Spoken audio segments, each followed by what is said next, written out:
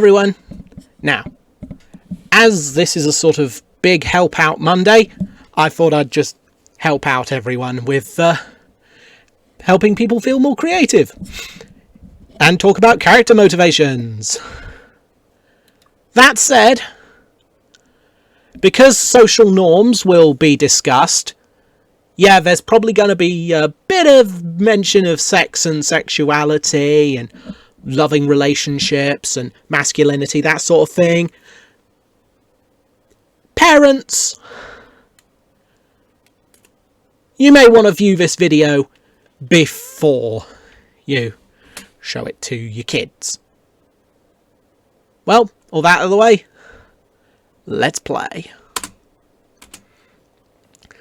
A character's beliefs are often a starting point. And perhaps these beliefs are internal, based on their own sense of values. Perhaps they're shaped by their economic situation, or class, if you like. Maybe the culture that they live in, the social groups that they're part of, and all this perhaps to varying degrees smushed together in what's called an ideology.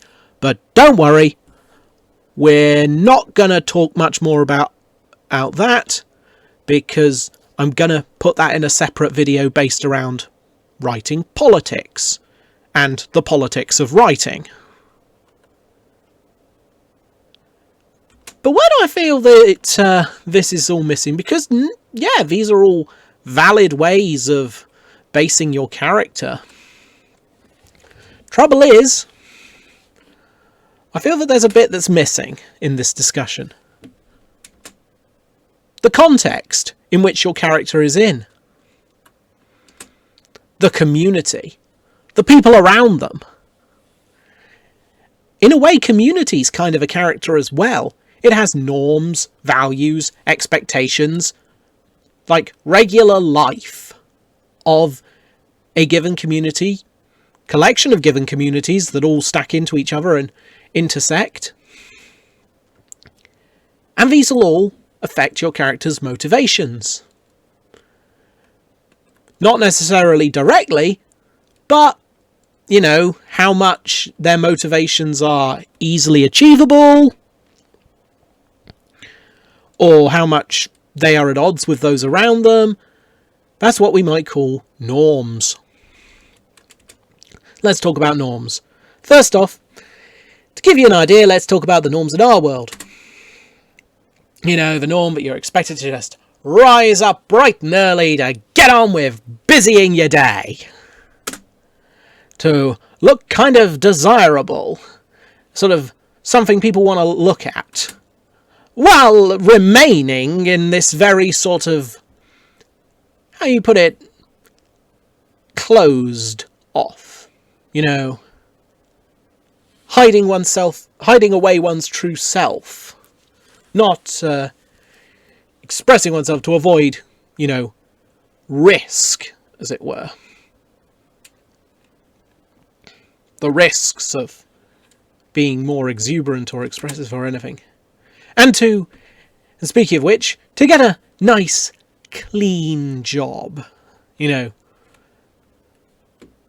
there's you know, quite a bit of stigma against working with your hands. I know. Technically, the only job I ever did was manual work. So perhaps this just stings even more. But it's still there. People are, you know, this idea that, you know, there's a nice clean profession where you don't have to get your hands dirty, nothing dull, dirty or dangerous. Well, actually dull can be quite a big part of working life, but you get the idea. This sort of nice professional job with this nice professional persona that doesn't really exude much, doesn't really, you know, often people talk about pasting on a smile, this sort of false positivity. Everything has to be okay. You can't, because otherwise you might seem like a burden on everyone else. And more to the point. And then, of course, to get yourself a nice husband or wife. Yeah, a lot of our norms are very heteronormative. This is starting to change, but still. And then the point being, and all that being, to get breeding. To impregnate. To have kids. So that all this can start again for a next generation. Although, try not to mention how the kids were generated. Come on. We know certain actions take place. Usually, I mean. Place. We know place for conception, and some people enjoy it. Not everyone, but still. But any kind of expression of enjoyment or, fun, what people might call exuberance, that's meant to be all hidden away. Behind this sort of very rigid norm. It's all meant to be, affection. It's all very, because it would be too emotionally exuberant to show off too much affection, it all has to be very quiet. It's seen as kind of dirty. And I'm not saying you have to do it in front of everyone, but it's one of those things, acts that are, even when they're, quite often carried out in happy, consensual, loving relationships, are seen as dirty. Something that should be hidden away. Something icky. Ugh. It wasn't always this way, Let's go to the Middle Ages! Or the medieval world. Where body bits, body functions, they weren't so dirty to people, in people's minds. Yeah, they were a lot more chill about certain things. I mean, take the bathing of London. Bathhouses would be set up in the medieval world. Women and men just bathing together, with no clothes on. Well, I say that. A woman could bathe in front of men she wasn't related to or anything like that. With all, with her boobs and her bum out and everything like that, all on display. But she's, having a wash. It's just, to the medieval world, that was often quite fine. But she would have something on her head. Keeping her hair neatly tucked away. Because showing off your hair for a medieval woman was far more scandalous than showing off your cleavage for a lot of medieval times.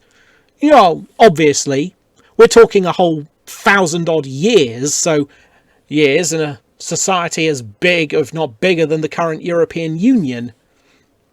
So yeah, attitudes changed, people had different ideas, but there seems to have been this idea that it wasn't really all that bad. And a lot of the cuss words that I can't say on YouTube, but are seen as quite serious now, that refer to body bits or function or things people do with their bodies, and not such a big deal. But there are some words we consider much milder that I also won't be saying on YouTube, that were seen as far worse in the medieval world. Now, unless you were referring to literal blood. Why? You're bringing the Eucharist into it, using the Eucharist as a swear word. A sacrament of God, and you're using that to have a go at someone else? To insult them? That, in the medieval world, is a massive taboo. That's just like, no. You know, you just, that, you know, that really crosses a line, perhaps even more serious than some of the, would have been taken perhaps more seriously than some of the swear words that now are seen as the most serious. You know, like one beginning with C that refers to a woman's private parts. Yes, it's quite possible that that would have been taken even worse in the medieval world than what we consider that particular C word to be. A reference to why? As I say, and why? Because it's religious. You're using religion as a curse. You're taking the Lord's name in vain. And you're using it. You're very much disrespecting the Holy Trinity and the God of your world. So yeah. These kind of... So as I say, some of these norms can be a bit different, history tells us. Antiquity, of course, also was a bit different, saying the way masculinity was seen in ancient Rome. A manly man could cry. If he had something to cry about, obviously. There would be times where people might see it as a bit overblown, mate. But, you know, say an old friend, close political ally, who, as far as you're concerned, had turned on you, and you'd fought, and you'd been fighting for a few years by this point, but you still remembered how much of a close friend they'd been, and then you get to Egypt and find his head just removed from his body and presented to you, and it made you cry. Like as happened with Julius Caesar when he was presented the head of Pompey. Yeah. The classical sources tell us that Caesar wept at the head of Pompey, an old friend, and there was nothing emasculating about that. Alexander the Great supposedly wept when he found that there was no more land to conquer, at least in his mind. Now, from what I gather, the sources aren't trying to portray him as emasculated by this weeping at there being nothing left to conquer. More that he's just being silly. You know, there are things to cry about, but you can't but there's nothing else for you to conquer. Just shows what an ego you've got. You know, stop being such a big-headed person. Get a grip. But if you've got something to cry about like Caesar had, when he wept to the head of Pompey, that would be seen as perfectly masculine. And there are other things, you know. There wasn't really in a way, there wasn't a disconnection between masculinity and homosexuality. Not everyone, well, I say homosexuality. The concept is, you know, like heterosexuality, that's a very modern way of expressing these ideas. But the idea of a man with another man wasn't always seen as a bad thing, you know, especially if he still had a wife to produce good Roman heirs with. Ironically, there were times in ancient Rome where this man would perhaps be seen as less masculine than either of these two gentlemen. In the world of the ancient Romans. Why? Because the woman's going on top. You know, sexuality in ancient Rome was perhaps more closely tied to topping and bottoming, with men seen as being meant to be the dominant one in the relationship, generally. Some would be, you know, might go as extreme as, oh, she went on top one time, so, yeah, we know who the real man in the relationship is. Yeah, ancient Rome could be kind of cruel. But some might see it as a more general thing as, you know, yeah, that sort of, well, he's being dominated by his wife. What kind of a man is like that? To an ancient Roman perspective, you know, in a way, the way ancient Rome saw sexuality was perhaps more akin to bottoming and topping. You know, if you were the man and you were the top in the relationship, that was still perfectly masculine, even if you were topping a bloke. And if you were being topped by a bloke, that might be seen as less emasculating than being topped by a woman. Because, as I say, ancient Rome, there are a lot of values, and some of those included the idea that men were on top. Which is perhaps not very surprising. Quite a lot of cultures were patriarchal in those days, and still are.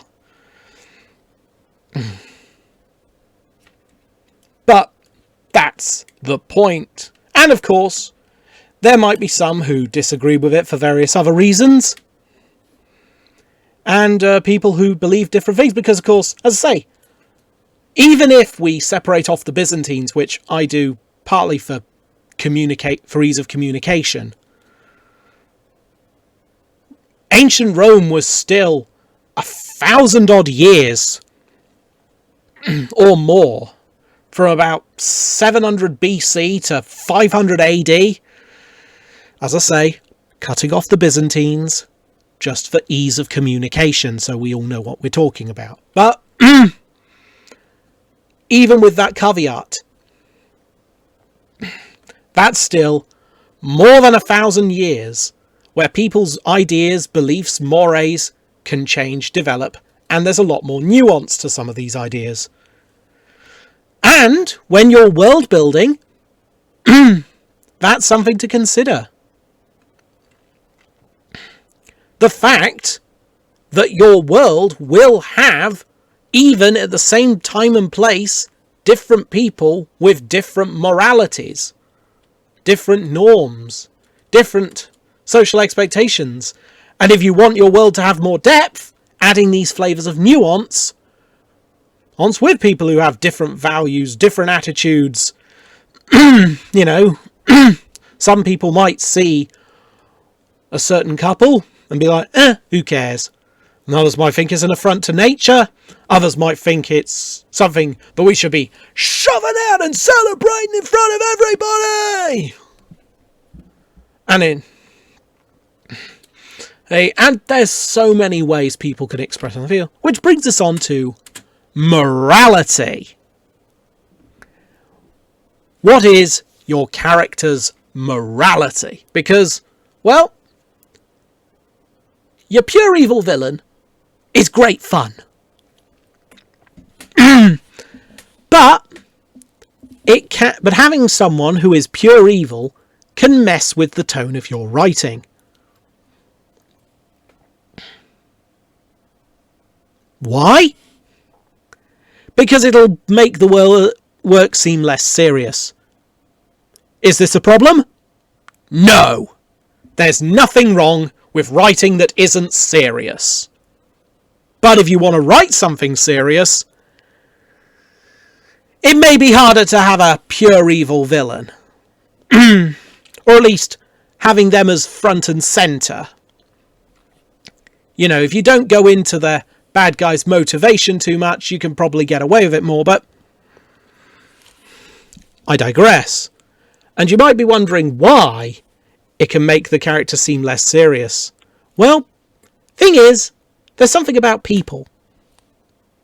They are good.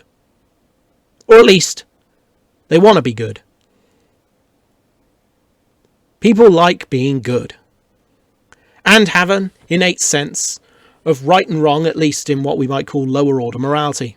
Now, some people think that this comes from some kind of god from above, a divine revelation. Some believe it's evolved. Us being social animals sort of from chimpanzee, with a common ancestor of the modern chimpanzee. Human society evolved to genetically be inclined towards some kind of morality. Because that's good for living together as a hunter-gatherer tribe. Perhaps because of some argue it's for a greater education, from a greater education that, there is a right and a wrong, and once people know truth, they will seek it out and try and find it. And others might argue it's from like good parenting and neighbourliness that teach people right and wrong, and build up and give them a sense that, morality is something that they should aspire to. But of course, you might be thinking, wow, that's a lot of psychology, sociology, theology. Wow. I'm not sure how to include that in my book writing. Well, here's some good news. As a writer, this doesn't matter. It doesn't necessarily matter why your humans are inherently good or might want to be good, and you don't need to give them all a very rigid code of ethics. In fact, giving people a long list of rules that, you just lay out right at the beginning, that's going to be a bit of a drag. Maybe these rules maybe you could reference them having a set of rules, and maybe some of them come up every so often. But you don't have to. And hey, people are not entirely axiomatic. They'll do stuff they regret afterwards. For whatever reason. And we'll get onto that later. But point is, there's a sort of lower order morality. A sense of right and wrong, and a desire to do right rather than wrong. Now, you might be wondering, how do we get people to do... So how would my character do something that's, bad? After all, everyone being nice and good doesn't exactly help the story along. It's a bit rubbish for drama. Well, there are a number of ways historically people have done this. So here's one. Identity. Identity is good. In so many ways, it gives people a sense of community, a grounding in life, something in common, people that they can share common experience with. But it can also be turned into something pretty bad. A dark side. An us and them relationship. An in-group and an out-group. Someone may not hate a particular group of people. Very few people naturally hate anyone, if there are any people who naturally hate. But that doesn't mean that they can't convince other people, you are under attack from this particular group. Yeah, we can probably all think of examples. The way, examples throughout history. The way the Nazis told everyone to think of the Jews as threatening the German people. Thing is, it kind of ignores certain questions like, why do we think of these groups as antagonizing to one another? But this kind of, my group, my people, I've got to defend them, and we are under attack from this other group. Oh yeah, that's a pretty old motivation. And historically it's quite used, and it's still in use in a lot of places. So, there are other ways as well. Remember when I said about lower order morality? A bit of Max Weber there for you. But when it comes to higher order morality, much more specific things, it can be quite hard to know what is right and wrong in a higher order morality question, you know, in the short run, it will create jobs. In the long run, the environment will be damaged. Or that, for example, that's sort of like, yeah, what's the right thing to do? Because, you know, you could be arguably impoverishing an entire community for the sake of a local ecosystem. Yeah, you can see why the environmental movement, often falsely, gets attacked as attacking the poor. Partly because, of course, false dichotomies also exist, which you can bear in mind as a writer. You know, perhaps there's a third option between this rock and hard place.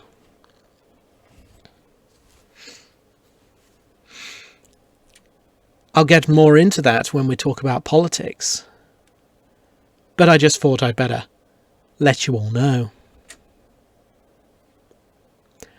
Perhaps your character believes what they're doing might be undesirable.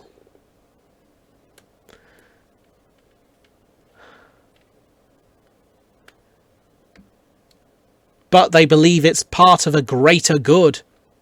And maybe it is part of a greater good. You know. So, you know, people have felt bad about killing in war. Even when, you know, even in World War II, for a lot of Allied soldiers, they may have felt that the cause was right, but it could still be quite shattering to their mental health, to the fact they had to do that. They had to fight and kill people. War can bring out a whole load of bad and good in people, and it's all very nuanced conversations, and hey, no there. Were they perfect human beings? There are no perfect human beings. A lot of people try to be the best they can, and sometimes feeling like they're part of a grand design.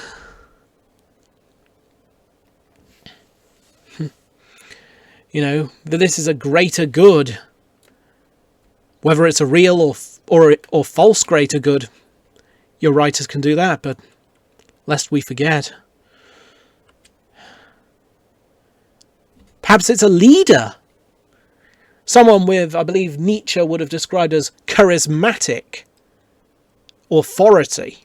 Natural leadership ability, who's inspiring people with their own vision, who, like a grand plan, can be misguided, could be cynical, might even be good. They may be they might promise that they're leading you to the promised land, and perhaps it's right that they are. Yes. And interestingly enough, history shows that you could even use this kind of thing for a character turning. I mean, take Operation Valkyrie, for example. Quite a lot of the Kreisnau Circle weren't necessarily super ideologically opposed to Hitler. Now, some of them may have not. Now, it's probably fair to say that they weren't all fanatical supporters of the Nazi Party. Granted, Klaus von Stauffenberg never was a member, but from what I gather, he was pretty rare. Most of them were, at one point, a member of the party. And hey, quite a lot of them may not have liked the Jews. Maybe not as much as Hitler didn't, but still. But you know why a lot of them joined the plot?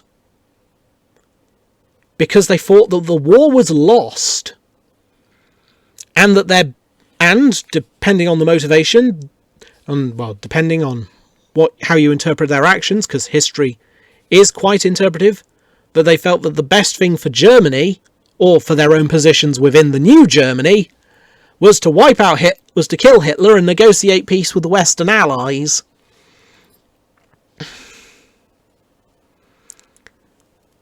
But they sort of felt that the vision was leading them to ruin, and wasn't leading them to that higher plane, to that higher place, that better place. Whew, this can get pretty dark. But hey, history happened. But there's a point to all this, because you see all these different motivating factors. Faith in a leader, an identity, multiple effects of different options, grand plans. All these can come together in your character. You don't have to go into massive details if you don't want to, but by their deeds shall they be measured, to paraphrase the Bible. But you can have, you want some more depth on your characters? Give them more conflicting motivations. Maybe they're not, not entirely axiomatic, nor are they entirely nor are they just doing game theory calculations or identitarian missionaries, prophets of a great plan or a great leader. Oh, there's so many ways you can just mix a lot of these ideas together. Speaking of which, let's try and put this into a bit of cohesive structure for when writing. So here's your first question. What is normal in my world? You don't have to have a massive list of social rules and norms. You don't have to have this specifically stated. You don't have to make it law. You could just make it, what is socially acceptable. And, how do people react to things that are different or not different? The reaction given by people will show you how normal or different or diverse an action is. Two men kissing in the street. Does anyone care?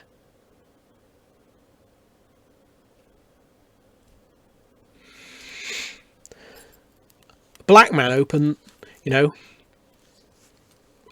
opens a shop. Do people deliberately avoid it?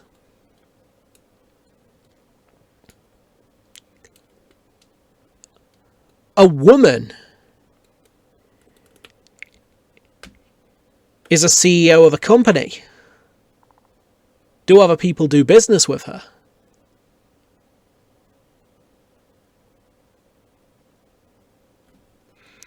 The factory pays women differently to men. Do people just accept that? Not only that, this isn't like just everyone has to act the same. Different people can have different responses. I drew all 4 of those from real life history,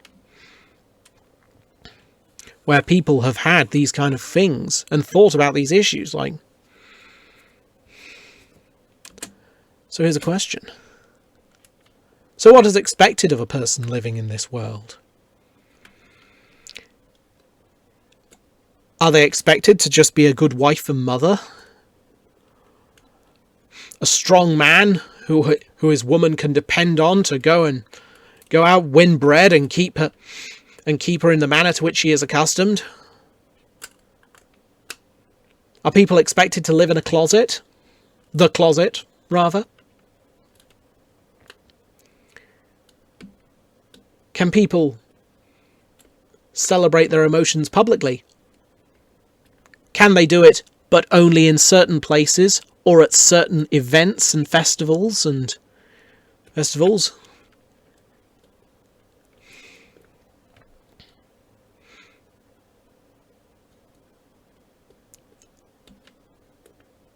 Do people?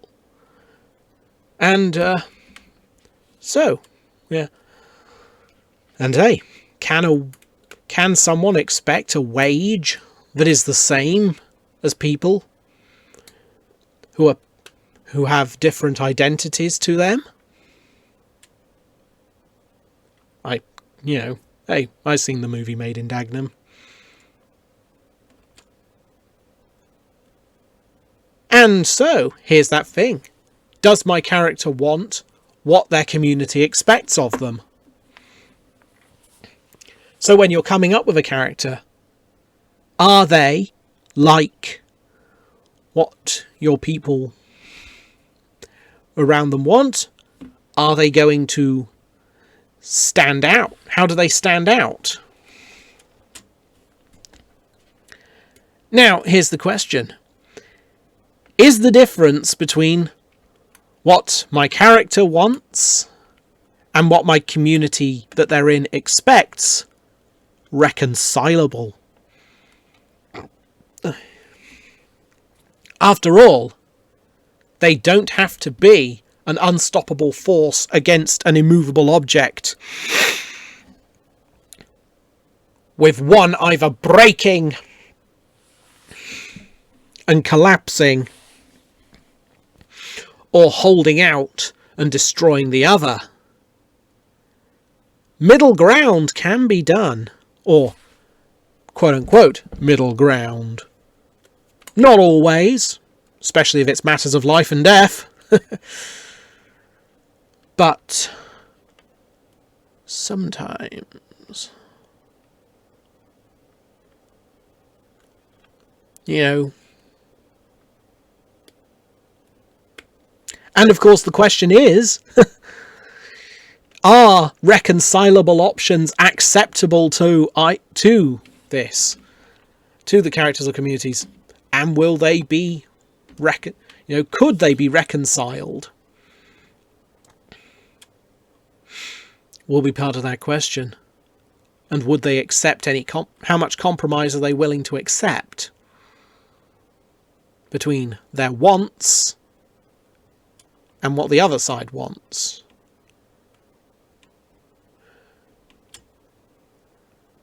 But of course, you've got to understand what your character wants, what the character you're creating wants. So what objectives do they have? What do they want to do with their life? Now, it could be that they don't have much control, and in a lot of ways they just want to, perhaps they started the story in the place they wanted to be, and then get dragged into the story, kicking and screaming, but then have to make the best of it, and all they want to do is to get back home to where they were before. Perhaps having grown as a person, perhaps having defeated the evil one. Maybe they find someone special to bring back home with them to add to their what it was before. Hey, just think of everyone who was called up.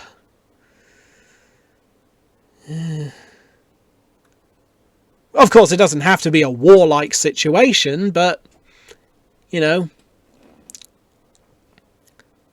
still, that's something to think about. What does your character want? What objective does my character have from the start of the story, or the inciting incident, to the end?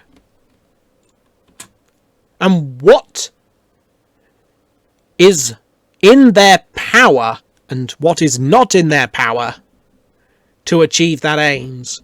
What can they do will be quite important, because of course a motivation is one thing, but putting it into action is another.